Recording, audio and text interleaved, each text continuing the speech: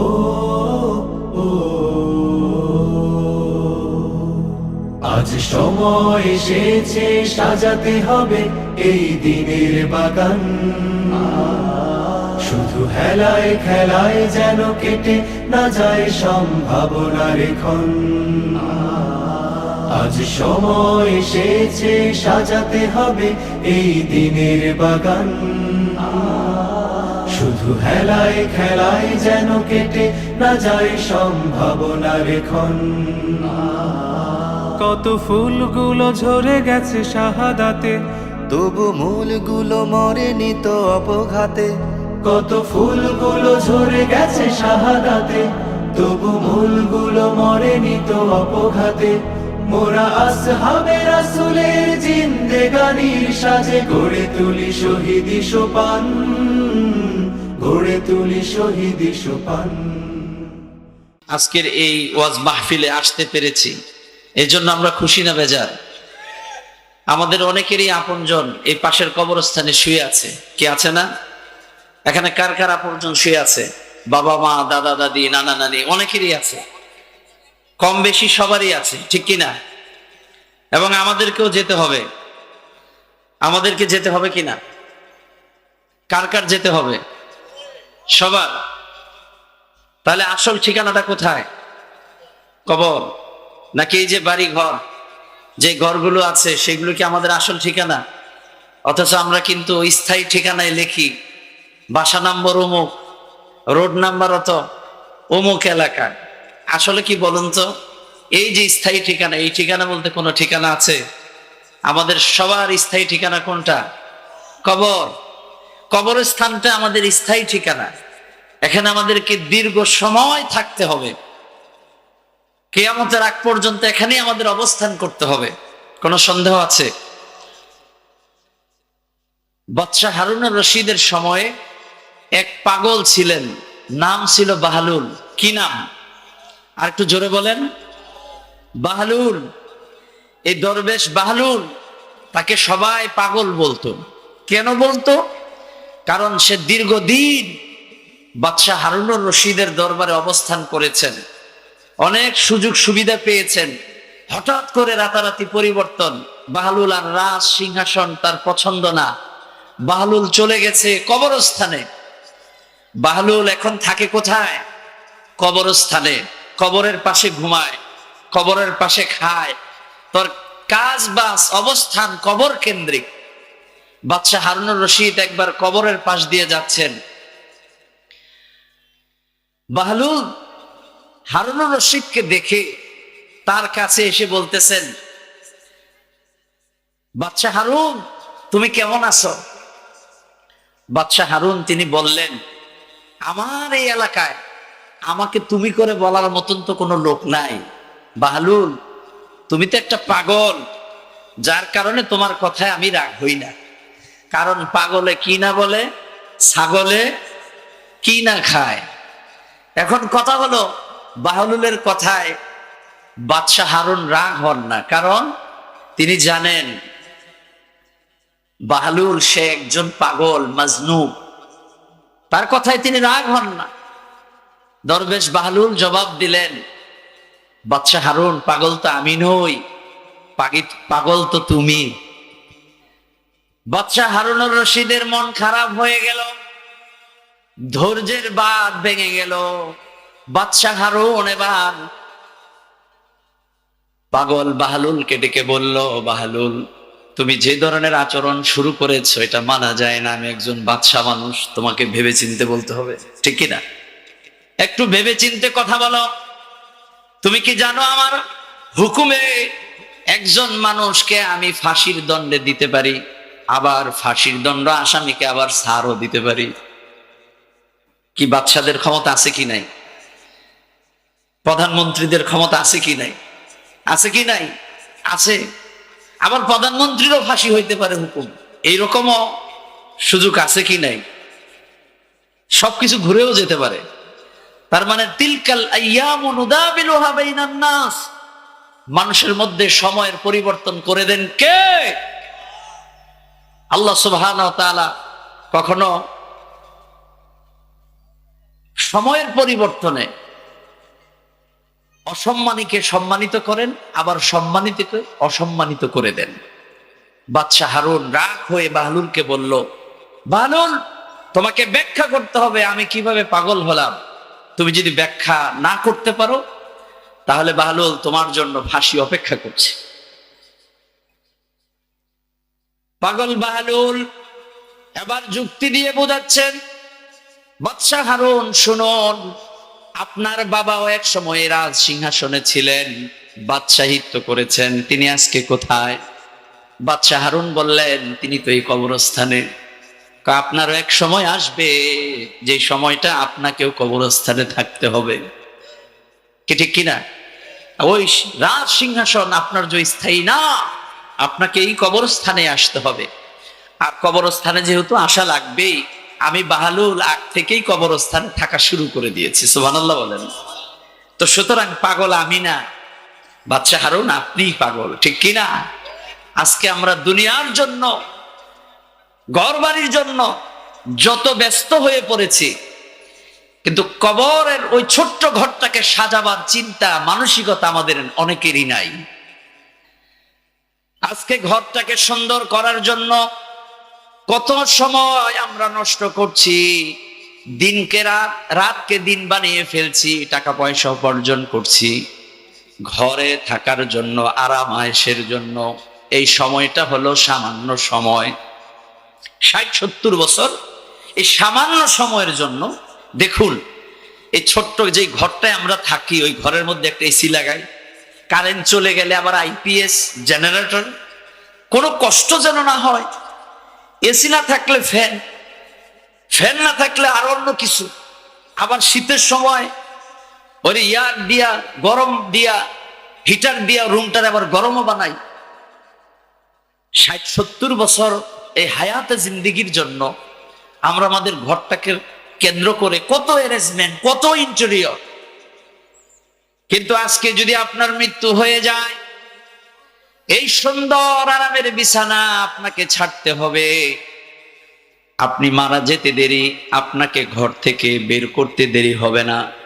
মনে করতে পারেন যে স্ত্রীর সাথে আপনি 20টা বছর, 30টা বছর একসাথে ঘর সংসার করলেন, রাত 2টায় যদি আপনি মারা যান, আপনার স্ত্রী আপনার সাথে ঘুমিয়ে থাকবে সকাল পর্যন্ত। এরকম থাকবে? থাকবে? থাকবে? কেন থাকবে না? 25-30 বছর একসাথে রইলেন, স্ত্রীর জন্য, ছেলে মেয়ের জন্য জীবনটাকে উৎসর্গ করলেন, রাত 2টায় মারা গেছে, স্ত্রী কি করবেন? স্ত্রী তাড়াতাড়ি লোকজনদেরকে ডাকবেন যে কোথায় কে আছো, আসো আসো, স্বামী মারা গেছে। এই ঘরে থাকতে এখন ভয় লাগে। কি লাগে? কেমন লাগে? ভয় লাগে। অথবা কারো স্ত্রী যদি মারা যায়, এমন কোন স্বামী খুঁজে পাওয়া যাবে না যে স্বামী তার স্ত্রীকে নিয়ে সকাল পর্যন্ত থাকবে। আছে? আছে? এরকম স্বামী আছে? অথচ ভাব দেখান এরকম যে স্ত্রীর জন্য জীবনকে উৎসর্গ করে দিবেন, কিন্তু রাত 2টায় মারা গেছে স্ত্রী, কি করবেন? লোকজনকে ডেকে জড়ো করবেন। এখন তাকে এখন ভয় লাগে। ভয় লাগে কেন? সে মারা গেছে। কি ভয় লাগে কিনা? তাহলে যার সাথে সংসার করছেন, ওনার মৃত্যুর সাথে সাথে আপনার মধ্যে পরিবর্তন দেখা দিচ্ছে। আপনি মারা গেছেন, মারা যাওয়ার সাথে সাথে আপনার সেই ঘর থেকে বের করে দেওয়া হয়েছে, বারান্দায় রাখা হয়েছে অথবা উঠানে রাখা হয়েছে। মাইকিং করা হচ্ছে আশেপাশে, অমুক এলাকার অমুকে মারা গেছে, বাদ আসর তার জানাজা হবে, বাদ জোহর তার জানাজা হবে। একবার একটু চিন্তা করে দেখুন, আজকে যদি রাত্রে আপনার মৃত্যু হয়ে যায়, তাহলে আগামীকাল সকাল বেলায় মসজিদের মাইকে মাইকে এলান হবে, অমুক এলাকার আব্দুল করিম আব্দুল সালাম ইন্তেকাল করেছেন, বাদ জোহর অমুক মসজিদে তার জানাজা হবে। এই খবর যখন ছড়িয়ে যাবে, কিছু মানুষ আপনাকে কবরস্থ করার জন্য বাস সংগ্রহের কাজে চলে যাবে। কিছু মানুষ কবরস্থানে চলে আসবে, কোন জায়গায় কবর দেওয়া যায় জায়গাটা নির্ধারণ করে কবর খনন শুরু করে দিবে। কিছু মানুষ চলে যাবে গরম পানি করার জন্য, 2-1 মানুষ চলে যাবে আপনার জন্য বড়ই পাতা সংগ্রহ করতে। বড়ই পাতা এনে গরম পানির সাথে মিশিয়ে তা দিয়ে আপনাকে গোসল করিয়ে খাটিয়ায় রেখে সাদা কাপড় দিয়ে মুড়িয়ে জানাজার জন্য প্রস্তুত নিয়ে নিবে। আর আপনজন আত্মীয় স্বজন সবাই দৌড়াদৌড়ি করে আপনার কাছে আসবে শেষবারের জন্য দেখতে, ঠিক কিনা? ছেলে মেয়ে কান্নাকাটি করবে, সবাই দৌড়ে আসবে। জোহরের ওয়াক্ত যখন শুরু হয়ে যাবে, লাশটাকে নিয়ে ঈদগাহে অথবা মসজিদের সামনে নিয়ে রাখা হবে জানাজার জন্য। মানুষজন চারদিক থেকে আসবে আর বলা বলি করবে, লোকটা তো অনেক ভালো ছিল, তার কথাবার্তা তার আচার আচরণ সুন্দর ছিল, তার জন্য মানুষ দুঃখ প্রকাশ করবে। আর লোকটা যদি এরকম হয়, সারাটা জীবন মানুষের পিছনে লেগেছিল, মামলা মোকদ্দমা দিয়া মানুষেরকে হয়রানি করায়া জুলুম নিপীড়ন করে যে সারাটা জীবন অতিবাহিত করেছে, ওই লোকটার মৃত্যুর সংবাদ শুনে মানুষজন মিষ্টি বিতরণ করবে, ঠিক কিনা? মানুষজন খুশি হয়ে যাবে যে এই লোকটা বিদায় হয়েছে, এই লোকটা মারা গেছে, আমরা আযাব মুক্ত হয়েছি, গজব মুক্ত হয়েছি। মানুষ এখন আনন্দ প্রকাশ করে, কারণ আপনার দ্বারা মানুষ ক্ষতিগ্রস্ত হয়েছে। আপনার বিদায়ে, আপনার মৃত্যুতে মানুষ মিষ্টি বিতরণ করছে। কি সমাজ এরকম আছে না? তাহলে দুই ধরনের মানুষ আছে। এক ধরনের মানুষ মারা গেলে পরে মানুষজন তার জন্য দোয়া করে। আরেক শ্রেণীর মানুষ আছে যারা জোর করে মানুষের ঘর দখল করছে, জমি দখল করছে, সম্পদ নিয়ে গেছে, মামলা দিয়ে আপনাকে হয়রানি করছে, জুলুম আর নিপীড়ন করে মানুষকে কষ্ট দিছে। এই রকম মানুষ মারা গেলে মানুষজন খুশি হয় না কষ্ট পায়? খুশি হয়। প্রিয় ভাইরা আমার, তাহলে আপনার জীবনটা কেমন হওয়া প্রয়োজন আপনি একবারের জন্য চিন্তা করেন যে আপনাকেও চলে যেতে হবে। আপনার জীবনটা যদি সুন্দর হয়, মানুষের কল্যাণে যদি আপনি আপনার জীবনটা ব্যয় করতে পারেন, তাহলে আপনার বিদায়ে মানুষজন কাঁদবে। এই জন্য কবি বলেছেন, এমন জীবন করিবে গঠন, এমন জীবন করিবে গঠন, মরণে হাসিবে তুমি কাঁদিবে ভবন, ঠিক কিনা? আমাদের জীবন এরকম হোক যে জীবন শেষ হলে পরে মানুষজন আমাদের জন্য কাঁদবে, মানুষজন আমাদের জন্য দোয়া করবে। এরকম জীবন হোক। কারা কারা একটু হাত তুলে দেখান, আল্লাহ কবুল করুন, বলে আমিন। প্রিয় ভাইরা আমার, কবর প্রতিদিন আমাদেরকে ডাকছে। আপনারা কি জানেন কবর প্রতিনিয়ত মানুষকে ডাকে?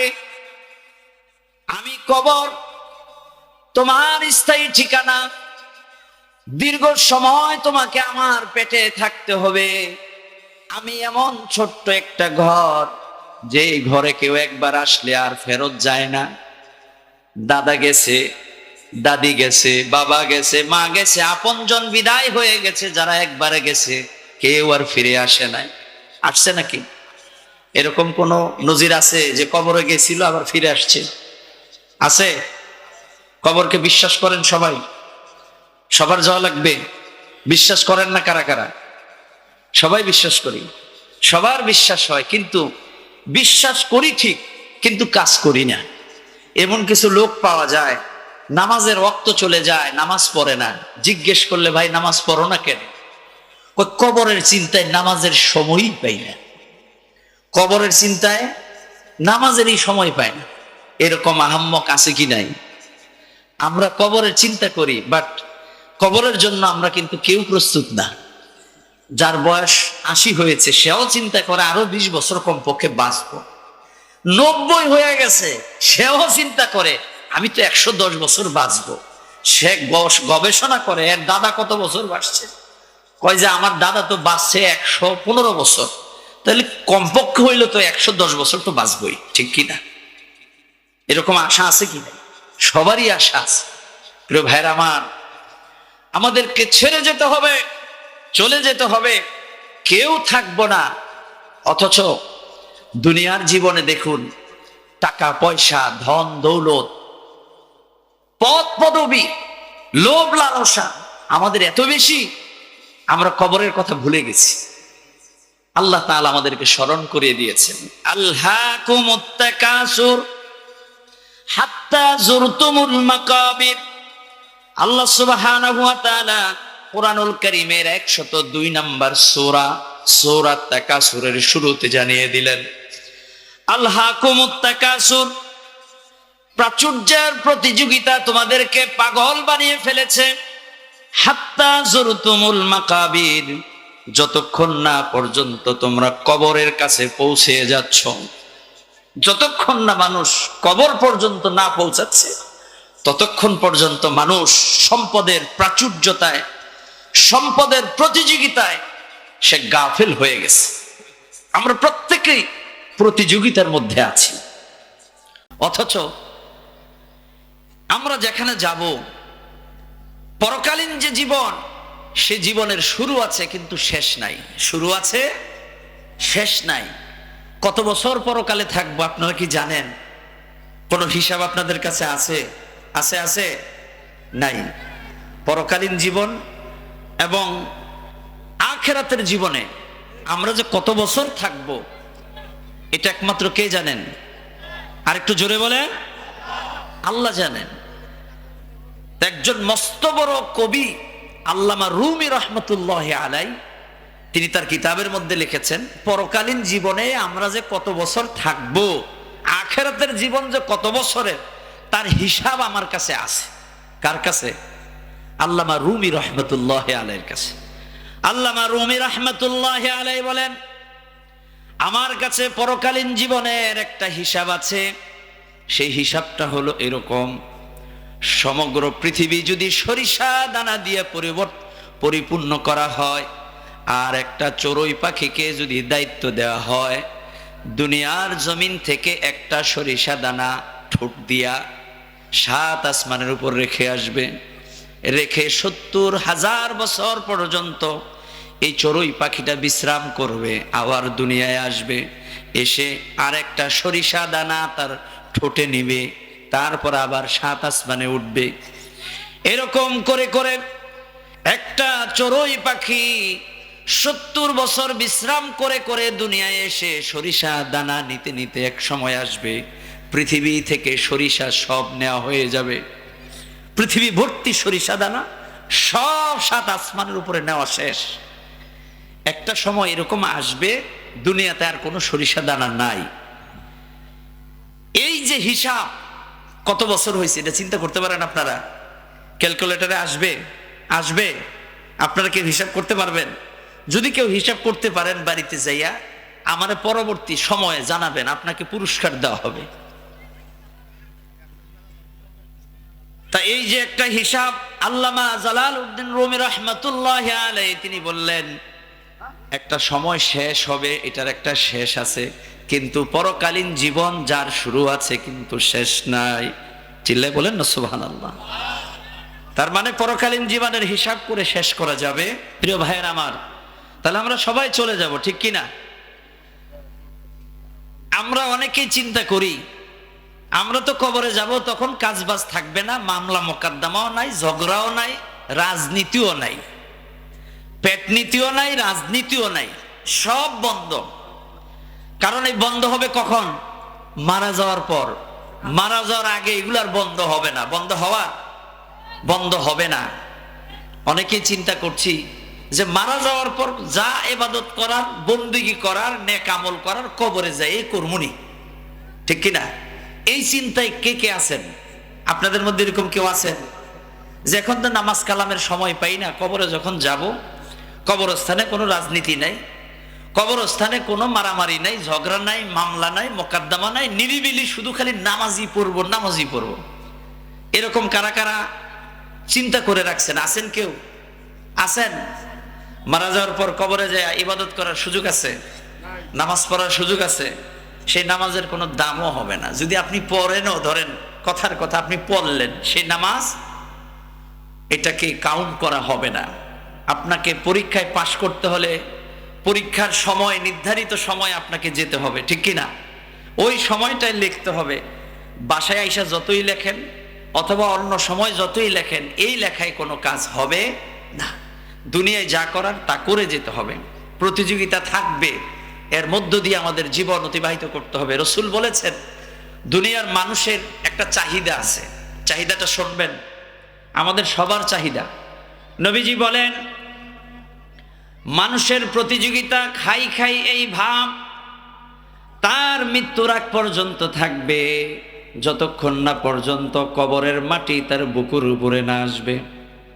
নবীজি হাদিসের মধ্যে বললেন কাউকে যদি 1 মাঠ ভর্তি স্বর্ণের মালিক বানিয়ে দেওয়া হয়, তারপরেও তার পরের দিন চিন্তা হবে বা রাতের বেলায় তার চিন্তা হবে যদি আমার 2 মাঠ ভর্তি স্বর্ণ থাকতো। অথচ একটা মানুষের 1 মাঠ ভর্তি স্বর্ণ দরকার আছে, সারা জীবন শেষ হয়ে যাবে, ঠিক কিনা? সারা জীবন 14 পুরুষ খেয়েও শেষ করতে পারবে না। অথচ মানুষের স্বভাবটা কি? নবীজি বলে দিলেন খাই খাই ভাব, আরো চাই আরো চাই। 1 মাঠ ভর্তি যদি কারো স্বর্ণ থাকে, সে রাতের বেলায় চিন্তা করবে আমার যদি 2 মাঠ ভর্তি স্বর্ণ থাকতো।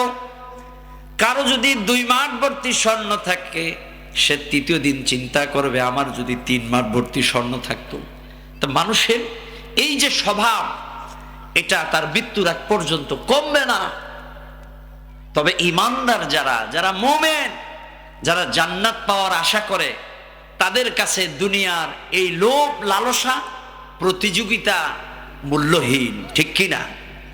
যারা পরকালকে বিশ্বাস করে, যারা পরকালে জান্নাতের আশা করে, তাদের কাছে দুনিয়াটা সামান্য সময়ের ইবাদত বন্দেগী, কে কি করলো না করলো এটা নিয়ে তাদের মাথা ব্যথা নাই। কোনো মতন খেয়ে পরে কিছু বাঁচলেই হলো, এই হলো তাদের ইচ্ছা। আর মানুষের আসল জায়গা হলো জান্নাত, আসল ঠিকানা হলো জান্নাত।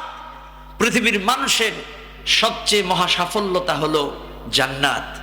প্রিয় ভাইরা আমার, আমরা যখন মারা যাব, মারা যাওয়ার পর সব নেক আমলের দরজা বন্ধ হয়ে যাবে। 3টা আমল বাকি থাকবে। এই 3টা আমল যদি আমরা দুনিয়ার জীবনে করে যেতে পারি, তাহলে আমরা কবরে গিয়েও আমাদের আমল নামায় সেই সবগুলো পৌঁছতে থাকবে। বলেন না সুবহানাল্লাহ।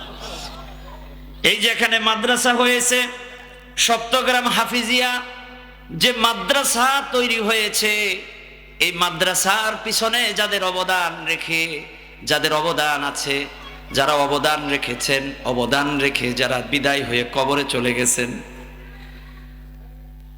এই কবরস্থানে যারা শুয়ে আছে, মাদ্রাসা করার পিছনে তাদের মধ্যে থেকে যাদের অবদান আছে, এর ফলাফলগুলো কবরস্থানে থেকে তারা পাচ্ছেন। এই যে আপনারা মাহফিলের আয়োজন করেছেন, কোরআন হাদিসের যত আলোচনা হচ্ছে, এই সওয়াবগুলো কবরবাসীদের আমলনামায় পৌঁছতেছে। সুবহানাল্লাহ। আজকে কবরবাসীদের জন্য এক ঈদের দিন, খুশির দিন। সুবহানাল্লাহ বলেন। কবরবাসীদের জন্য আনন্দের দিন, কবরবাসীদের জন্য খুশির দিন। আপনারা এখানে মাহফিলের আয়োজন করেছেন, যদিও অনেক মানুষ আমি দেখেছি রাস্তায় ঘোরাফেরা করছে, রাস্তায় চলাচল করছে, আর কবরবাসীরা নিস্তব্ধভাবে বসে বসে আমাদের আলোচনাগুলো শুনছে। কার মনে কি কথা, কে কার বাবাকে স্মরণ করেছে, বাবারাও কবর থেকে বুঝতে পারছে। সুবহানাল্লাহ। আপনি বাবাকে মিস করছেন, বাবার জন্য দোয়া করছেন, বাবা কবর থেকে খুশি হচ্ছেন, বাবা আবার কবরে বসেও আপনার জন্য দোয়া করছেন। সুবহানাল্লাহ। আমরা ভাগ্যবান যারা এখানে আসতে পেরেছি।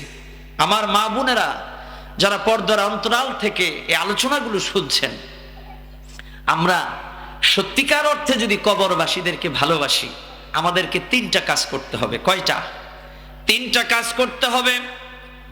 মুসলিম শরীফের বর্ণনার মধ্যে এসেছে, হযরতে আবু হুরায়রা রাদিয়াল্লাহু তাআলা আনহু থেকে বর্ণিত, রাসূলুল্লাহ সাল্লাল্লাহু আলাইহি ওয়াসাল্লাম বলেছেন, মানুষ যখন মারা যান, মারা যাওয়ার পরে তার সব নেক আমলের দরজা বন্ধ হয়ে যায়। নবীজি বলেন, ইযা মাতাল ইনসানু ইনকাতাআ আনহু আমালুহু ইল্লা মিন সালাসা, ইল্লা মিন সাদাকাতিন জারিয়া আও ইলমিন ইনতাফাউ বিইলমিহি আও ওয়ালাদিন সালিহিন ইয়াদউলা। সুবহানাল্লাহ বলেন। নবীজি বলেন, মানুষ যখন মারা যায়, মারা যাওয়ার সাথে সাথে প্রত্যেক মানুষের আমল নামার দরজা বন্ধ হয়ে যায়। কবরে যেয়া সে যদি চিন্তা করে আমি সারা দিন আর সারা রাত নামাজ পড়ব, সুযোগ আসেনি? আসেনি? সে যদি কবর থেকে চিন্তা করে রমজান মাস আসতেছে, রমজান মাসে রোজা রাখবো, জীবনে রোজা রাখে নাই, কবরে বৈশা রোজা রাখবে, সম্ভব নেই। আর রাইখাও লাভ আছে? বেনামাজি, কাফের, ফুসজার, পাপী, গুনাহগার, জাহান্নামী রোজা রাখলেই কি, কবরে থেকে না রাখলেও কি, আমলের দরজা কি বন্ধ, শেষ, কোনো সুযোগ নাই। তাহলে বোঝা গেল মানুষ মারা যাওয়ার পর সব আমলের দরজা বন্ধ, তিনটা বাকি থাকে। কয়টা? এক নাম্বার হলো ইল্লা মিন সাদাকাতিন জারিয়া, চলমান ভালো কাজ। জীবদ্দশায় কেউ যদি একটা মাদ্রাসা প্রতিষ্ঠা করে, এই মাদ্রাসায় যতগুলো ছাত্ররা পড়বে, কোরআন পড়বে, হাদিস পড়বে, এই ছাত্ররা আবার শিক্ষক হয়ে যতজন ছাত্রকে পড়াবে, এই কোরআনের হরফ যতবার পড়া হবে, হরফে হরফে 10টা করে নেকি, তার একটা অংশ ওই মৃত ব্যক্তির কবরে পৌঁছে যাবে। আপনার জীবদ্দশায় মাদ্রাসার জন্য তেমন বেশি কিছু করতে পারেন নাই, রাস্তার পার থেকে একটা ইট, আপনার বাড়ি থেকে একটা ইট নিয়ে মাদ্রাসার দেওয়ালে লাগাই দিলেন, একটা মাদ্রাসা প্রতিষ্ঠা করলেন। আপনার একটু সহযোগিতা, একটা ইট কিনে দিলেন, 10টা ইট আপনি কিনে দিলেন, এই যে মাদ্রাসাটা হলো, এটা ভালো না মন্দ? এই কাজে খুশি কে হন? কে খুশি হন? আল্লাহ। একটু জোরে বলেন। কষ্ট হচ্ছে আপনাদের? প্রিয় ভাইরা আমার, মাদ্রাসার জন্য যে আপনি একটা ইট কিনে দিলেন, 10টা ইট দিলেন, মাদ্রাসা তৈরি হলো। এই মাদ্রাসা যতদিন থাকবে, এখানে যত ছাত্র পড়াশোনা করবে, ছাত্ররা কোরআন পড়ে, মসজিদ করলেন, এই মসজিদে যত মানুষ নামাজ পড়বে, যতগুলো মানুষ সেজদা দিবে, যত সওয়াব হবে, তার সওয়াবের একটা অংশ আপনি কবরে পেয়ে যাবেন। আপনি রাস্তার পাশে একটা বটগাছ লাগাইলেন, একটা ছায়াদার বৃক্ষ লাগাইলেন, এই গাছটা যতদিন পর্যন্ত মানুষকে ছায়া দিবে, রোদ্রে মানুষ চলাচল করবে, গাছের নিচে বিশ্রাম করবে, গাছটা মানুষকে যতদিন উপকার দিবে, ততদিন আপনি কবর থেকে সওয়াব পেয়ে যাবেন। আপনি রাস্তা বানাইছেন, রাস্তা দিয়া মানুষজন চলাচল করবে, উপকৃত হবে, খুশি হবে, দোয়া করবে। ঢাকা শহরে অনেক জায়গায় দেখছি কেউ রাস্তা দিতে চায় না, ঘরটাকে রাস্তার উপরে উঠাইয়ে রাখে। আপনাদের এলাকায় এরকম সমস্যা নাই? আছে নাকি? রাস্তা দিতে চায় না এরকম লোক আসেনি? আছে, আছে। যারা রাস্তা দিতে চায় না ওই লোকগুলা বেঁচে আছে না কবরে চলে গেছে? রাস্তার জায়গাটা কবরে নিয়ে গেছে, যাইতে পারছে? আপনারা একটা কাজ করবেন, যে লোকগুলাই রাস্তার জন্য জায়গা দেয় না, মারা গেলে পরে ওই রাস্তার জায়গা মাটিগুলা নিয়ে ওর কবরের বুকের উপরে দিয়ে দিবেন। পারবেন না? পারা যাবে কিনা?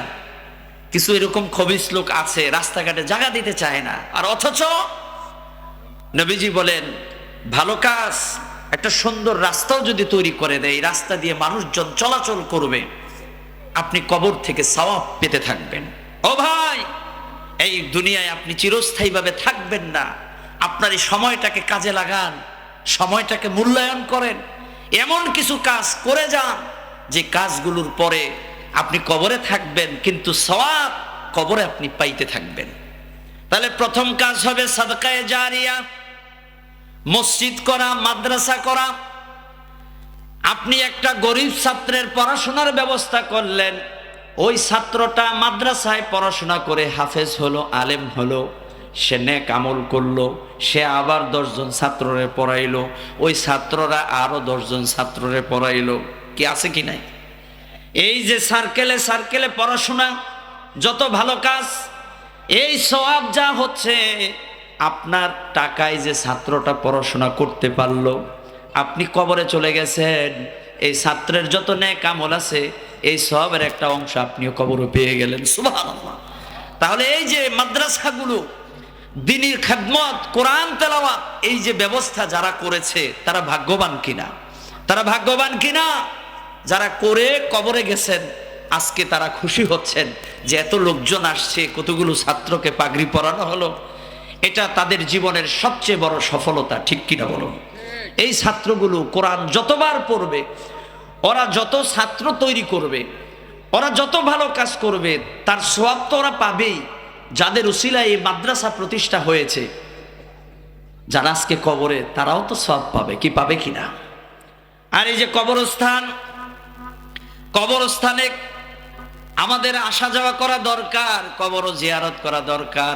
নবীজি সাল্লাল্লাহু আলাইহি ওয়াসাল্লাম সাহাবীদেরকে লক্ষ্য করে বলেছেন, কুনতু নাহাইতুকুম আন জিয়ারাতিল কুবুর, আমি তোমাদেরকে এক সময় কবর জিয়ারত করতে নিষেধ করতাম, ফাজুরুহা, আমি এখন থেকে তোমাদেরকে কবর জিয়ারতের অনুমতি দিচ্ছি, তোমরা কবর জিয়ারত করো। ফা ইন্নাহা তুযাক্কিরুল আখিরা, নিশ্চয়ই এই কবর তোমাদেরকে পরকালের কথা স্মরণ করে দেয়, ঠিক কিনা? এক সাহাবী আল্লাহ রাসূলের কাছে এসে বললেন, ইয়া রাসূলুল্লাহ, আমি নামাজে স্বাদ পাই না, আমল করে মজা পাই না, আমাকে এমন আমলের কথা বলুন যে আমল করলে পরে আমি আমল করে স্বাদ পাবো, অনুভব করব, নামাজে মজা পাবো। এরকম আমাদের মধ্যেও কিছু মানুষের আছে কি নাই? নামাজ পড়তেও ভাল লাগে না, নামাজে দাঁড়াইছি, ডাইনে তাকায়, বামে তাকায়, উপরে তাকায়, নিচে তাকায়, আছে কি নাই? জামা ঠিক করা খুশু নাই। নবীজির কাছে এক সাহাবী এসে বললেন, ইয়া রাসূলুল্লাহ, আমি নামাজের ভিতরে কোনো মজা পাই না, আপনি এমন এক আমলের কথা বলেন যে আমল করলে আমার আমলের পরিবর্তন হবে। নবীজি বললেন, তুমি কবর জিয়ারত করো। বলেন না সুবহানাল্লাহ। কবর জিয়ারতের কথা নবীজি বলেছেন, কেননা এই কবরের কাছে আসলে পরে মানুষের মন পরিবর্তন হয়, মানুষের আমলের প্রতি আগ্রহ তৈরি হয়। আপনাকে কবরে যেতে হবে, আপনি কবরস্থানে গিয়ে দেখবেন কবরস্থানের মধ্যে কোনো মারামারি নাই, ঝগড়া নাই, কোনো মিছিল নাই, মিটিং নাই, আছে নাকি? আছে? কবরস্থানে কোনো রাজনীতি আছে, ঝগড়া আছে, মারামারি আছে, একজন আরেকজনের আইল কাইটে নেওয়া, আরেকজনের জমি দখল করা, এই সমস্ত কোনো কাজবাজ কবরস্থানে নাই। কবরস্থানের কাছে যেতে হবে। নবীজি শিখালেন, তোমরা যখন কবরস্থানে যাবে, কবরবাসীদের কাছে যাবে, তখন তাদেরকে সালাম দিলে, আসসালামু আলাইকুম ইয়া আহলাল কুবুর। আপনারা পারেন না এটা? সকলে পড়ুন, আসসালামু আলাইকুম, আসসালামু আলাইকুম ইয়া আহলাল কুবুর, ইয়াগফিরুল্লাহু লানা ওয়া লা কুনতুম সালাফনা ওয়া নাহনু বিল আথার। নবীজি শিখালেন, তোমরা কবরবাসীদের কাছে যাবে, কবরস্থানে যাবে, গিয়ে কবরবাসীদেরকে সালাম দিবে, আসসালামু আলাইকুম ইয়া আহলাল কুবুর, হে কবরবাসীরা, তোমাদের উপর আল্লাহর শান্তি বর্ষিত হোক। নবীজি আমাদেরকে শিখালেন কবরবাসীদের কাছে গিয়ে তাদেরকে সালাম দেওয়া, তাদের জন্য দোয়া করা। নবীজি বললেন, তোমরা এইভাবে করে দোয়া করো, ইয়াগফিরুল্লাহু লানা, আল্লাহ আপনি আমাদেরকে মাফ করুন, ওয়ালা কুনতুম সালাফনা, আমাদের থেকে যারা বিদায় হয়ে গেছে তাদেরকেও মাফ করুন। সুবহানাল্লাহ বলেন। তাহলে কবরবাসীদের কাছে যায় কি দোয়া করতে হবে? তাদেরকে সালাম দিতে হবে এবং আল্লাহর কাছে বলতে হবে, আল্লাহ আপনি আমাদেরকে মাফ করুন আর কবরবাসীদেরকেও মাফ করুন। কবরবাসীদের সামনে রেখে কথা বলা, ও কবরবাসীরা, তোমরা আমাদের আগে চলে গেছো আর আমরাও তোমাদের পিছনে পিছনে আসতেছি। কবরবাসীদের কাছে গিয়ে দোয়া করতে হবে। কবরবাসীরা আপনার এই সালাম, আপনার এই কথা তারা শুনতে পায়। সুবহানাল্লাহ। তাহলে আমরা যে ওয়াজ মাহফিল করতেছি, আমরা যে কথাগুলো বলতেছি, তারা শুনতে পাচ্ছেন কিনা? বিশ্বাস হয়? বিশ্বাস হয় তারা সব শুনতে পাচ্ছেন। আজকে তারা আনন্দিত হচ্ছেন, আজকে তারা খুশি হচ্ছেন। এই যে এখানে যে কোরআনের আওয়াজ হয়, বাচ্চারা যে কোরআন পড়ে, আমি তো মনে করি এই এলাকার লোকদের জন্য বড় সৌভাগ্য। একটা কবরস্থান হয়েছে, তার পাশে একটা মাদ্রাসা হয়েছে, আলহামদুলিল্লাহ বলেন। এই ছাত্ররা কোরআন পড়ে আর কবরবাসীরা কোরআন তেলাওয়াত শুনে, তারা আনন্দিত হয়, খুশি হয়। আপনিও যখন এক সময় বিদায় হয়ে যাবেন, এখানে মাহফিল হবে, মাদ্রাসা থাকবে, কবরস্থানে বসে বসে আপনিও মাহফিল শুনবেন আর আল্লাহর কাছে বলবেন, আল্লাহ আমার জীবনের সবচেয়ে বড় সফলতা যে কবরস্থানের পাশে একটা মাদ্রাসা। তাহলে মাদ্রাসা, কবরস্থান, এগুলো সাদকায়ে জারিয়া, এগুলো ভালো কাজ। আপনি আজকে আপনার ঘরটাকে সুন্দর করার কত চেষ্টা করলেন, ঘরের মধ্যে এসি লাগাইলেন, ঘরের মধ্যে ফ্যান লাগাইলেন, লাইট লাগাইলেন, আর যে কবরস্থানে আপনি চিরস্থায়ীভাবে থাকবেন, সেখানে কয়জনে এসি লাগাইছেন? আপনারা এসি কিনছেন? কবরে যে থাকবেন গরমের সময় কিভাবে থাকবেন? এসি কিনছেন? এসি কিনছেন? ফ্যান কিনছেন? লাইট কিনছেন? কবরের ভিতরে কিন্তু এগুলো কিচ্ছু নাই। আছে নাকি? আছে? আছে? লাইটও নাই, ফ্যানও নাই। কবর প্রতিদিন মানুষকে ডাকে, আমি একাকিত্বের ঘর, আমি মাটির ঘর, আমি জানালাবিহীন ঘর, আমি দরজাবিহীন ঘর, আলোবিহীন ঘর, পোকামাকড়ের ঘর। সুতরাং আমি তোমার অপেক্ষায় আছি, প্রস্তুতি নিয়ে এসো। কার কার প্রস্তুতি আছে? মার্কেটিং, কেনাকাটা কবরের জন্য আছে? ওই ভাইয়ের আছে। কি কিনছেন? বিদেশে গেলে 5 দিন থাকবেন, 10 দিন থাকবেন, লাগেজ গুছান, মালামাল কিনেন। 10 দিন থাকবেন, 10 দিনের ওষুধটাও আপনি কিনা হিসাব করে রেখে দেন। প্রেশারের ওষুধ, গ্যাস্ট্রিকের ওষুধ, এটা তো না নিলে হয়ই না, ঠিক কি না? ওখানে যে কি খাবেন, কয় টাকা লাগবে, কি কি কেনাকাটা করবেন, তার আগ থেকে একটা লিস্ট হয়। বিশেষ করে যারা হজে যান, 40 দিন থাকবেন, 40 দিনের ওষুধপত্র, 40 দিনের টাকা পয়সা, মালামাল, কাপড় চোপড় প্রস্তুতি আছে কি নাই? থাকবেন কয়দিন? 40 দিন, 45 দিন, 30 দিন।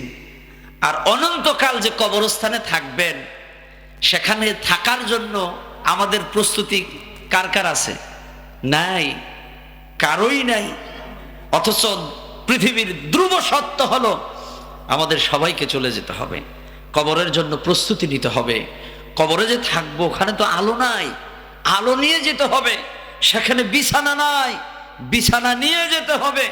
চিন্তা করবেন যে তাহলে তবলিগের যে সিট আছে কিনা রাখি, একটা ফ্যানও রাখি, মরার আগে স্ত্রী ছেলে মেয়েরে বলে যাই, মারা গেলে কবরের উপরে একটা ফ্যান লাগাই দিবা, একটা এসি দিবা, পাওয়ারটা কম দিবা যদি শীত বেশি হয়, আবার শীতের সময় ওখানে একটু হিটার লাগাই দিবা যাতে একটু গরম করা যায়, ঠিক কিনা? লাভ আছে? লাভ আছে? কোনো লাভ নাই। টাকা পয়সাও নিয়ে যেতে পারবেন না, জমিনও নিয়ে যেতে পারবেন না। অথচ 2 জনের ক্ষেত, মাঝখান দিয়ে আইল, যখনই ক্ষেত কাটেন আইলটা 1 বিঘাতে একটু বাড়ায় নেন, বেশি করে কাটেন, কারণ আমার জায়গাটা একটু বাড়বে। ও ভাই, আপনি আরেকজনের জায়গায় 1 বিঘাত যে নিলেন, এটা কি আপনি কবরে নিয়ে যেতে পারবেন?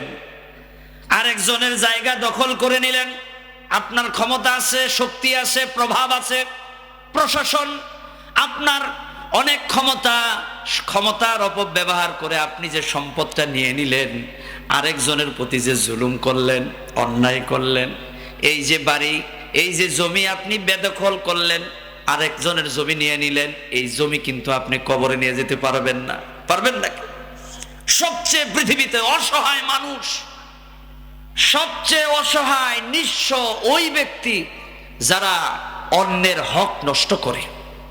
রাসূল বললেন, পৃথিবীতে সবচেয়ে অসহায় ব্যক্তি হলো তারা যারা অন্যের হক নষ্ট করে, অন্যের প্রতি জুলুম করে, অন্যেরটা মেরে খায়। নবীজি বলেন, সারা জীবন তারা নামাজ পড়ে, রোজা করে, নেক আমল করে, হজও করে, আসেনি? মানুষের জমি নিয়ে গেছে, দখল করে ফেলছে, শক্তি দিয়া, ক্ষমতা দিয়া, এখন প্রতি বছর খালি হজ করে, উমরা করে, কারণ ও তো জানেই 2 নাম্বার, ঠিক কিনা? এই যত নেক আমল, নামাজ আর রোজা, এই সব নেক আমলগুলো কান্দে নিয়া হাসরের ময়দান থেকে পার হইয়া জান্নাতে রওনা হয়ে গেছে। ফেরেশতারা দাঁড় করাইয়া দিছে, দাঁড়াও বাবাজি, হিসাব আছে। কি হিসাব? আরেকজনের 10 হাত জমি তুমি জোর করে নিয়েছো, হিসাব বুঝাইয়া দাও। দুনিয়ার জমিন দুনিয়া রেখে আসছি। ওটা বললে লাভ নাই, বুঝাইয়া দাও। বুঝাই দেবো কেমনে, জমি তো রেখে আসছি। ফেরেশতারা কইবে, না, গরম দেখায়া চলবে না। চলবে নাকি? চেয়ারম্যান, মেম্বার, এমপি, প্রধানমন্ত্রী, কুছ নেহি হো গয়া, লাভ নাই। আসেনি? ফেরেশতারা কাউরে চিনে না, কে মামু আর খালু, ফোন ধরায় দেওয়া, ফোন করা, প্রভাব বিস্তার করা, কোনো লাভ নাই। ফেরেশতারা ডাইনও শোনে না, বামেও শোনে না, খালি বুঝে আল্লাহ কি বলছে, ঠিক কিনা? ধরবে, দাঁড়াও, জান্নাতে তো পরে ওই পাওনাদারের পাওনাটা পরিশোধ করো, তার জমিটা ফেরত দাও। কই জমি নাই? কয় নেক আমল দিয়ে দাও। 10 বার হজ করছে, সারা জীবন নামাজ পড়ছে, নেক আমল দিয়ে দিল। গেছে নি? গেছে গেছে। আরেকজন আসছে, আয়সা বলতেছে কি হলো? কয় তুমি যে আমার একটা গুসা দিছিলা সেটা আমি মাফ করি নাই, তুমি আমার প্রতি জুলুম করছো, তুমি আমার যে মারছো, তার জন্য আমি আল্লাহর কাছে অভিযোগ করেছিলাম, আল্লাহ আমাকে তোমার কাছে পৌঁছায় দিছে। কয় তার জন্য কি দিব? একটা মার। কয় না, আজকে মারবো না, নেক আমল দাও। কি দাও? নেক আমল দাও। ও সারা জীবন যত দান সদকা ভালো কাজ করছে, ওই নেক আমলের টুপলাটা দিয়ে দিছে। কমছে নি? কমে গেছে। আবার এক সময় মানুষের কাছ থেকে 50,000 টাকা নিছে, আর ফেরত দেয় নাই, ভুলে গেছে। বলছে নি? আসলে বলে নাই, ও মনে আছে, মনে আছে, কিন্তু ভাবটা করছে ভুলে গেছে, ঠিক কিনা? ওই পাওনাদার হাজির হয়ে যাবে যে বাবাজি কই যাও? কই জান্নাতে না, দাঁড়াও, একটু দেনা পেনা আছে, বুঝে দাও। কয় নেক আমল তো শেষ। কয় তাহলে আমার যত গুনাহ আছে এইগুলা নিয়ে যাও। ফেরেশতারা তার থেকে গুনাহগুলা নিয়ে তার আমল নামায় তুলে দিবে। যেই লোকটা জান্নাতের দিকে রওনা হয়েছিল, কিন্তু বান্দার হক দুনিয়ায় নষ্ট করার কারণে ফেরেশতারা হিসাব বুঝাইয়ে দিতে যায়া একটা সময় দেখা গেছে নেক আমল শেষ। এখন বদ আমল নিয়ে জান্নাতের পথ থেকে জাহান্নামের দিকে রওনা হয়ে গেছে। নবীজি বলেন, পৃথিবীর সবচেয়ে অসহায়, নিঃস্ব, গরিব, ফকির হলো ওই ব্যক্তি যারা অন্যের প্রতি জুলুম করে, ঠিক কিনা? প্রিয় ভাইরা আমার, কবরে যেতে হবে, তার আগে পাওনা দাওনা মিটিয়ে নেন। প্রয়োজনে আল্লাহর ওয়াস্তে কারো কাছে ক্ষমা চেয়ে নেন। আপনি দিতে পারেন না, তার কাছে মাফ চান, তার পাওনা বুঝাইয়া দেন। অনেকে আছি বোনের হক দেই না, চিন্তা করি কবরে যায় দিমুনি। অনেক বাবা আছে সন্তানকে, ছেলেকে ওয়ারিশ দেয়, আর হজে যাইয়া কাবাগর জিয়ারত কইরা জমজমের পানি আর খেজুর আইনা মেয়েরে দেয়।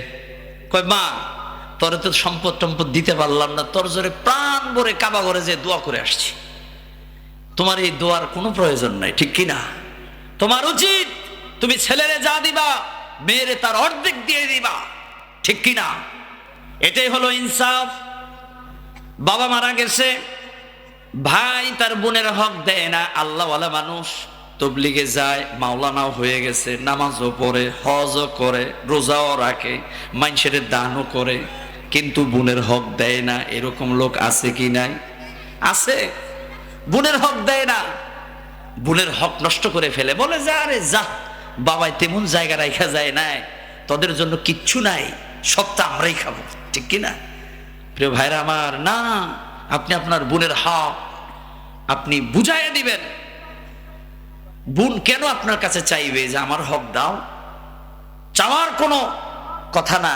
বাবা মারা গেছে, সম্পদ ব্যবহার করার আগে আপনি বোনের হক দিয়ে দিবেন। তারপর বোন যদি স্বেচ্ছায় আবার আপনাকে তুলে দেয় যে ভাই আমি তোমারে দিলাম, ঠিক আছে। কথা বুঝতে পারছেন? ইনসাফ প্রতিষ্ঠা করবেন, কবরে যায় শান্তি পাবেন, ভালো কাজ করবেন, আর সন্তানদেরকে ভালো বানান। সন্তানের জন্য এত কষ্ট, আজকে বাবারা মায়েরা সন্তানের জন্য জীবনকে উৎসর্গ করে দিচ্ছে। আমরা আসলে বাবা হয়ে বুঝতে পারছি যে বাবা সন্তানকে কত বেশি ভালোবাসে। নিজে ব্যথা পেলে যত না কষ্ট হয়, সন্তান ব্যথা পেলে তার চেয়ে বেশি কষ্ট হয়। আমাদের উচিত হবে আমরা চলে যাব কবরে, আমাদের সন্তানদেরকে সুন্দরভাবে দিন শিক্ষায় শিক্ষিত করে যাওয়া, ঠিক কিনা? আপনার জীবনের সফলতা তখনই যখন আপনি মারা যাবেন, আপনার সন্তান 5 ওয়াক্ত নামাজের পরে আপনার জন্য দোয়া করবে, রব্বির হামহুমা, সকলেই পড়ুন, রব্বির হামহুমা কামা রব্বায়ানি সগীরা, রব্বির হামহুমা কামা রব্বায়ানি সগীরা রব্বিরহামহুমা কামা রব্বায়ানি সগীরা। সন্তান যখন আপনার জন্য দোয়া করবে, আপনার জীবনের সবচেয়ে বড় সফলতা হলো এইটাই, ঠিক কিনা? সন্তান আপনার জন্য দোয়া করবে। কিভাবে দোয়া করবে? আপনি আপনার সন্তানের হকগুলো আদায় করেন। সন্তান জন্মগ্রহণ করার পরে তার ডান কানে আজান দেন, বাম কানে একামত দেন। 7 দিন বয়স হলে পরে সুন্দর একটা নাম রেখে দেন, অর্থপূর্ণ নাম রাখেন, কারণ নামের প্রভাবের কারণেও সন্তান ভালো হয় আর খারাপ হয়, ঠিক কিনা? সন্তানের নাম রাখছেন বুলেট, সম্রাট, রকেট, এরকম নাম আছে কি নাই? তো এইরকম নাম যদি আপনি রাখেন, এই সন্তান কিভাবে ভালো হবে? রসুলের কাছে এক সাহাবী এসে বললেন, ইয়া রাসূলুল্লাহ, আমার এই ছেলেটা সবসময় অসুখ বিসুখ লেগে আছে। নবীজি বললেন, নাম কি? কয় হুজন। হুজন মানে চিন্তিত, অসুস্থ। কয় নামই তো ভালো না, ওর নামটা সাহল বানাও, অর্থ সুন্দর করো। সহজ করে দিবেন কে? প্রিয় ভাইরা আমার, নামটা সুন্দর দিতে হবে। আজকে যদি নাম সুন্দর থাকে, হাসরের ময়দানের আল্লাহ পাক যখন জান্নাতি লোকের নাম ধরে ডাকবেন, আব্দুস সালাম, আব্দুর রহিম, আব্দুল করিম, আব্দুল্লাহ, এই সুন্দর সুন্দর নাম যখন আল্লাহ ঘোষণা দিবেন জান্নাতি লোকদের, পৃথিবীর যত আব্দুর রহমান, আব্দুস সালাম, আব্দুল করিম, আব্দুল কাইয়ুম আছে, সবাই দৌড়িয়ে সিরিয়াল দিবে, লাইন ধরবে। কয় তোরা আসছস কেন? কয় আমাদের নামও তো আব্দুল করিম, আব্দুস সালাম। আল্লাহ বলবেন যে যা বান্দা, তোর নামটা যেহেতু জান্নাতি লোকদের, আমি তোকেও জান্নাত দিয়ে দিলাম। এই জন্য ভালো নাম রাখা দরকার আছে কি নাই? ভালো নাম রাখতে হবে, আকিকা দিতে হবে। সন্তান যখন বয়স 7 বছর হবে, তাকে নামাজের প্রশিক্ষণ দিতে হবে। 10 বছর বয়সেও যদি নামাজ না পড়ে, তাহলে তাকে বেত্রাঘাত করতে হবে। সন্তান যখন কথা শিখবে, বুঝ হবে, তাকে দিন শিক্ষায় শিক্ষিত করতে হবে, কোরআন শিখাতে হবে। আপনি আপনার সন্তানকে কোরআন শিখান, কোরআন আপনার সন্তানকে পৃথিবীর সব জ্ঞান শিখিয়ে দিবে। সন্তানকে দিন শিখান, কোরআন শিখান।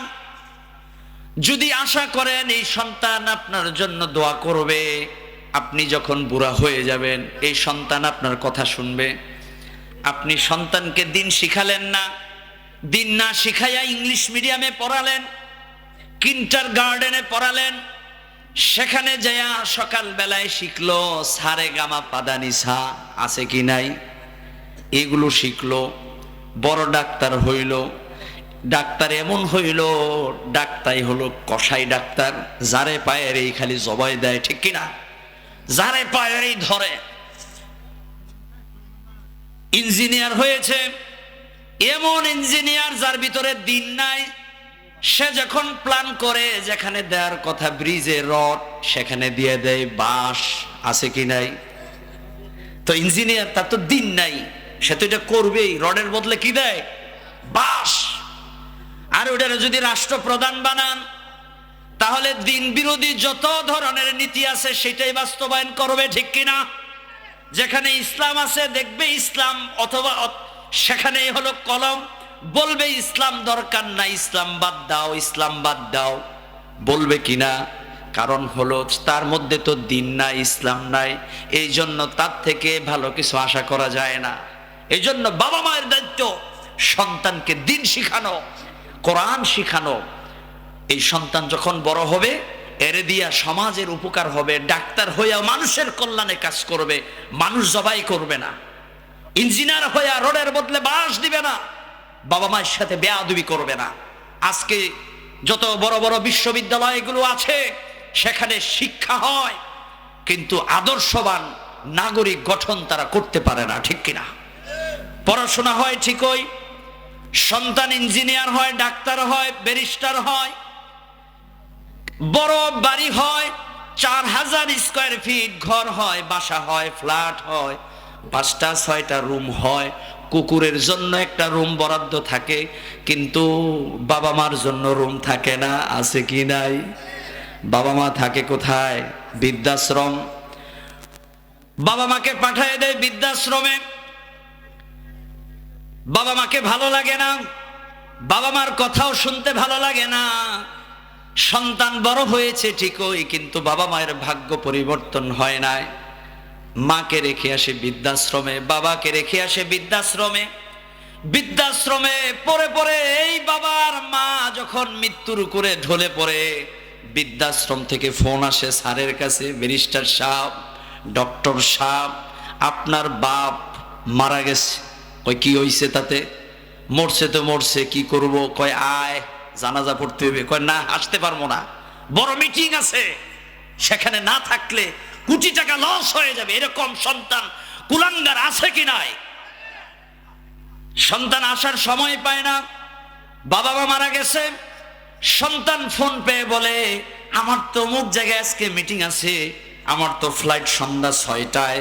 মরছে তাতে কি হয়েছে? মাগরিবের পরে আঞ্জুমান মফিদুল ইসলামে লাস্টারে পাঠায় দাও, ওরা গোসল দিবে, আর কোন মাদ্রাসার এতিমখানায় নিয়ে জানাজা দিয়া কবর দিয়া দাও।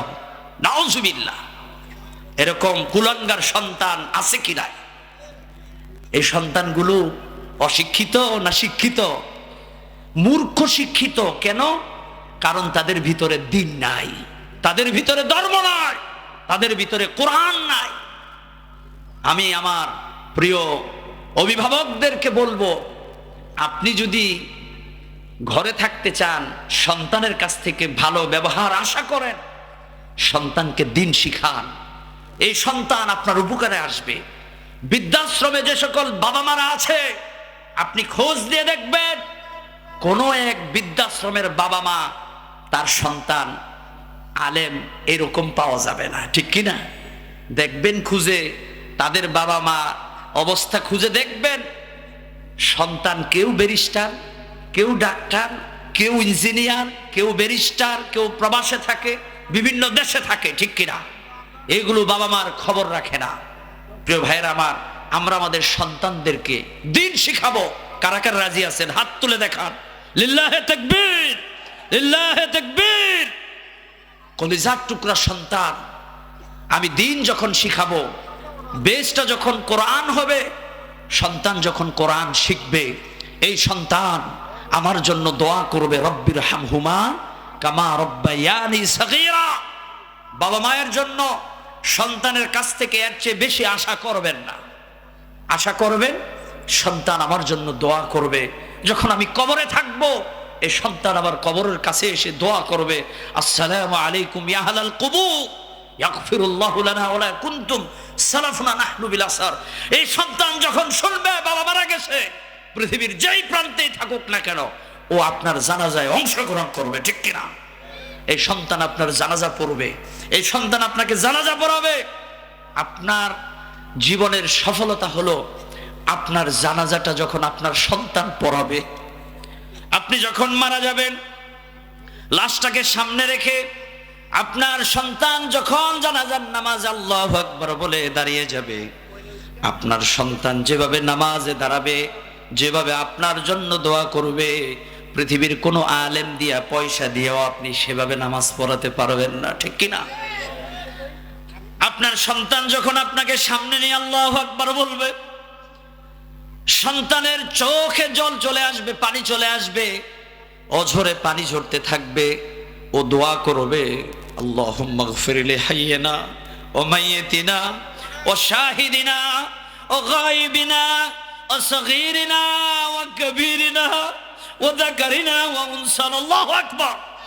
এই সন্তান দু চোখের পানি ছেড়ে দিয়ে আপনার জন্য জানাজাটা পড়বে, চোখ থেকে পানি ঝরবে, মনে হবে নামাজটা মনে হয় শেষ হচ্ছে না, মনে হবে আমি যদি বাবার জন্য আরেকটু দোয়া করতে পারতাম, মনে হবে আমার দোয়াটা যদি আরেকটু বড় হতো, আমি যদি নামাজটাকে আরো একটু দীর্ঘ করতে পারতাম, মনটা শান্তি হয়ে যেত, ঠিক কিনা?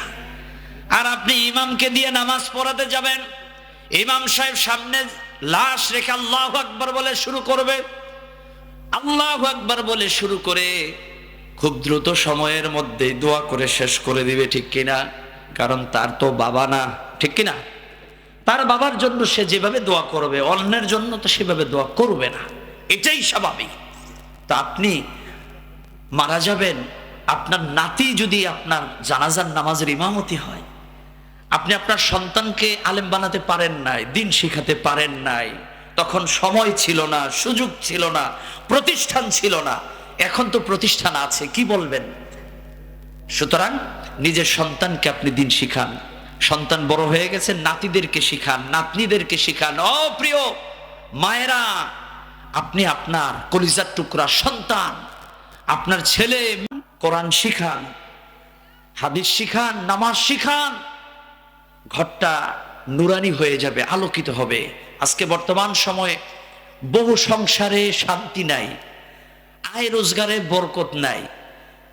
স্বামী স্ত্রীকে দেখতে পারে না, স্ত্রী স্বামীরে দেখতে পারে না, আছে কি নাই? ছেলের সাথে তো কথাই বলা যায় না। ছেলেকে যদি বলা হয় ডাইনে যা, ও যায় বামে, বামে যাইতে বললে ডাইনে, আছে কি নাই? ঘুমাইতে বললে যাক না। মোবাইল তো মাশাআল্লাহ গজব আছে, দিন শেষ, রাত শেষ, জীবনও শেষ, ঠিক কিনা? সব শেষ। প্রিয় ভাইরা আমার, অভিভাবক বৃন্দ, মায়েদের দৃষ্টি আকর্ষণ করছি, আপনারা সতর্ক হন, সন্তানের ব্যাপারে সজাগ থাকেন। মোবাইল বন্ধ করুন।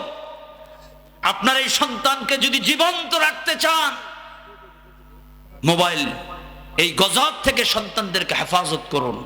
তাহলে সামনে এমন এক সময় আসবে, এই সন্তান আপনার মৃত্যুর কারণ হবে, ঠিক কিনা? আজকে দেখবেন বহু সন্তান বাবা মাকে মেরে ফেলছে, আছে কি নাই? বাবা মাকে হত্যা করে ফেলছে, নেশা করছে, নেশায় টাকা না পাইয়া মেরে ফেলছে, আছে কি নাই? এই আযাব আর গজব পৃথিবীতে ছড়িয়ে পড়ছে, আমাদের দেশেও আছে। সন্তানদেরকে দিন শিখান, নামাজের প্রশিক্ষণ দেন, আর আপনিও ভালো হন। আপনি 2 নাম্বার হইয়া ছেলেকে ভালো বানাইতে চাইবেন, জীবনও হবে না। আপনি পড়েন না নামাজ, ছেলেরে নামাজ পড়তে বলেন, ছেলে কয় বুঝছি, তুমি পড়ো না নামাজ, আমারে বলো নামাজ পড়তে। আপনি ছেলেকে সত্য কথা বলার নসিহত করেন, পাওনাদার দরজায় আইসা বলে আব্দুল সালাম আছে, ঘর থেকে বাবা ছেলেকে শিখাই দেয়, যাইয়া ক আব্দুল সালাম ঘরে নাই। ছেলে বারান্দায় আইসা বলে বাবা বলছে আব্দুল সালাম ঘরে নাই। বুঝতে পারছেন? বাবা শিখাই দেয়, বাহিরে যায় ক বাবা ঘুমায়। সন্তানও ঘর থেকে আইসা বাহিরে আইসা বলে বাবা বলেছে বাবা ঘুমায়। এরকম আছে কি নাই? তো আপনি তো মিথ্যা কথা শিখাচ্ছেন। তা আপনি নিজে সতর্ক হন, মা সতর্ক হন, আমরা অভিভাবকরা সতর্ক হই, সন্তান ভালো হবে। আমাদের সন্তান যদি ভালো হয়, এই সন্তান আমাদের জন্য দোয়া করবে। আর তৃতীয়ত যে কাজটা আমাদের করতে হবে, সেই কাজটা হলো ভালো ভালো নসিহত করা, ভালো কথা বলা, ভালো উপদেশ দেওয়া। এখন তো মানুষ কেউ কারো উপদেশও দিতে যায় না, জানে যে এই গ্রামটা কোন দিকে সোজা, জানে কয় জানি না, এরকম লোক আছে কি নাই? জানে যে গ্রামটা এই দিকে, এই রাস্তায়। এক লোক আইসা আপনারা জিজ্ঞেস করছে, বাবা আমি তো অমুক গ্রামে যেতে চাই, রাস্তাটা কোন দিকে? কয় জানি না। এরকম বুড়া শয়তান আছে কি নাই? আছে কি নাই? একটু মুখ দিয়ে যে মানুষের উপকার করবে। ও বাবা, হায়াতটা চলে গেলে তো মানুষের উপকার করার আর সময় থাকবে না। পারলে একটু উপকার করো না, ক্ষতি করো না। যদি জানে যে এদিকে গেলে অমুক গ্রাম, বলে দে এদিকে, এদিকে আছে কি নাই? ডাইনে না যায় কয় বামে যা। এরকম দুষ্ট লোকও আছে, আছে কি নাই? প্রিয় ভাইরা আমার, মানুষের কল্যাণে কাজ করেন, মানুষের উপকারে কাজ করেন। যেখানে ভালো কাজ হয় সেখানে থাকতে হবে। যেখানে আছে মাদ্রাসা, মসজিদ, কবরস্থান, সেখানে থাকতে হবে। থাকলে খুশি হবেন কে? আর একটু জোরে বলেন। আপনি যদি ভালো কাজটা করেন, জনকল্যাণমূলক কাজটা করেন, আর আল্লাহ যদি আপনার প্রতি খুশি হন, ধরুন আপনার উপরে একটা আযাব ছিল, গজব ছিল, যেটা হয়তো বা আপনার উপরে আসতো খুব শীঘ্রই, আল্লাহ সুবহানাহু ওয়া তাআলা এই ভালো কাজটার উসিলায় আপনার উপর থেকে আযাব আর গজবটাকে দূর করে দিবেন। আপনি যে দান করলেন, এই যে আজকে যে দান করলেন সপ্তগ্রাম হাফিজিয়া মাদ্রাসা এতিমখানার জন্য, কবরস্থানের জন্য, এই দানের উপকারটা কি? উপকার হলো এটাই, আপনার ছেলের উপর একটা বড় বিপদ ছিল, বড় রোগ ছিল, আপনি দান করেছেন কোরআনের ছাত্রদের জন্য, কবরস্থানের জন্য, মানুষের কল্যাণের জন্য। আল্লাহ খুশি হয়ে গেছেন। আপনার সন্তানের উপর থেকে ওই বড় বিপদ, বড় রোগটাকে আল্লাহ ওই সাদাকার মাধ্যমে দূর করে দেন। আপনি চিন্তাও করতে পারবেন না। আপনার মেয়েটার অনেক বড় বিপদ ছিল, অথবা আপনি ঘর থেকে বের হয়েছেন, দূরে কোথাও যাচ্ছেন, রাস্তায় একটা বড় অ্যাক্সিডেন্ট হওয়ার কথা ছিল, সব প্ল্যান আর পরিকল্পনা নিয়ে রাখছে ফেরেশতারা। আপনি ওখানে যাইবেন, অ্যাক্সিডেন্ট হবে, আপনিও যাইবেন, শেষ, ঠিক কিনা? সব কিছু গুছানো, কিন্তু আপনি আল্লাহর সন্তুষ্টির জন্য কোনো একটা ভালো কাজ করছেন, সাদাকা করছেন, দান করছেন, আল্লাহ সুবহানাহু ওয়া তাআলা এই দানটাকে দিয়া ওই বিপদটাকে সরায় দেন। সুবহানাল্লাহ।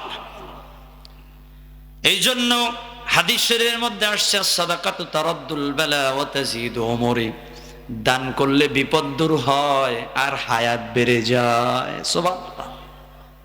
বালা মুসিবত দূর হয় আর হায়াত বাড়ে, হায়াত বাড়ুক, দীর্ঘদিন বেঁচে থাকি, এই আশা কার কার আছে?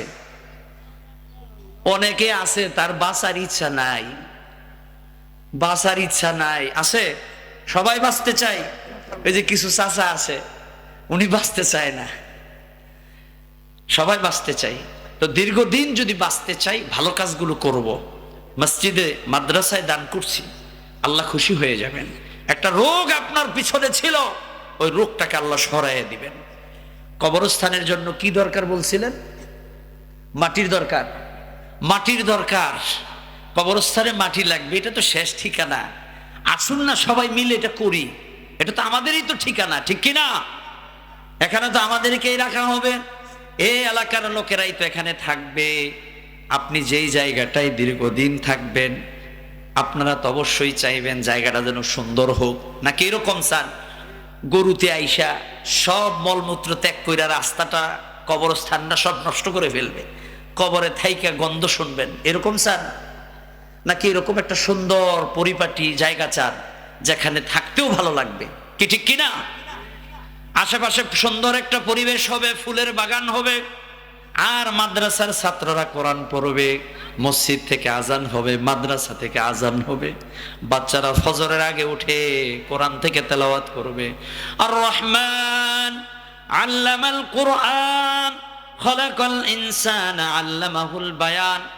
দুনিয়ায় বসে বসে কবর থেকে আপনি কোরআন শুনবেন, দুনিয়ায় কোরআন শুনেছেন, কবরেও শুনবেন, আর পরকালে জান্নাতে যে আল্লাহর কাছ থেকে ওই কোরআন শুনবেন। সুবহানাল্লাহ। কারা কারা এই কোরআন শুনতে চান? হাত তুলে দেখান। লিল্লাহি তাকবীর, লিল্লাহি তাকবীর।